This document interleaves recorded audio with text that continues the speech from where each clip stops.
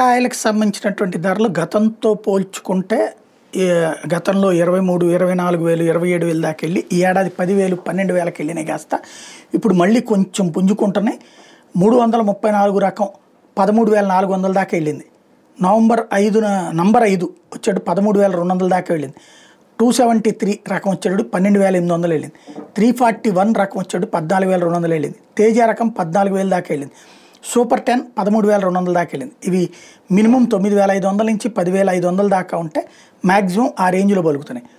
ఎందుకంటే యాడ్ నుంచి Singapore, Malaysia, Sri Lanka, Thailand, China, Indonesia దేశాలకు మిర్చి ఎగుమతులు మళ్ళీ మెరుగుపడ్డాయి. Australia, Germany, Dubai, Muscat, Gulf దేశాలకు కారం పొడి ఎగుమతి బిగినైంది, భారీగా పెరిగింది. మిర్చి ధరలు కొంత తక్కువగా ఉండడంతో విదేశీ వ్యాపారులు కొనుగోళ్లకు మొగ్గు చూపడంతో రేటు పెరిగింది. ఏపీ, తెలంగాణ, కర్ణాటక, మధ్యప్రదేశ్ రాష్ట్రాల్లో సాగు బాగా తగ్గిందని చెప్పి తాజాగా వచ్చిన సమాచారంతో ఇక్కడ మిర్చికి గిరాకీ పెరిగింది. సీజన్లో మిర్చి ముందుగా వచ్చే మధ్యప్రదేశ్లో పచ్చిమిర్చి ధరలు ఆశాజనకంగా ఉన్నది. పంట కోసేసి అమ్మేస్తున్నారు. ఈసారి అక్కడే ఎండుమిర్చి దిగుమతుల పరిమాణం తక్కువగా ఉంటుందని అంచనా వేస్తున్నారు. తెలంగాణ రాష్ట్రంలో ఖమ్మం మార్కెట్లో నాణ్యమైన తేజ మిర్చి ధర క్వింటాలకు 14,500 దాకా అమ్మారు. దాంతో ఇక్కడ కూడా ఆ ఇంపాక్ట్ పడింది. నాణ్యమైన సరుకుంటే వ్యాపారులు ధర పెంచి కొనుగోలు చేస్తున్నది స్పష్టమైంది. ఆగస్టులో మిర్చి నాట్లు ముమ్మరం కావాల్సి ఉంటే ఇంతవరకు ఊపందుకోలేదు.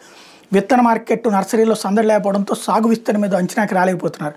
ఆగస్టు నెలాఖరుకు స్పష్టత వస్తే అందుకు తగినటువంటి విధంగా మార్కెట్ ఉండే అవకాశం ఉంది.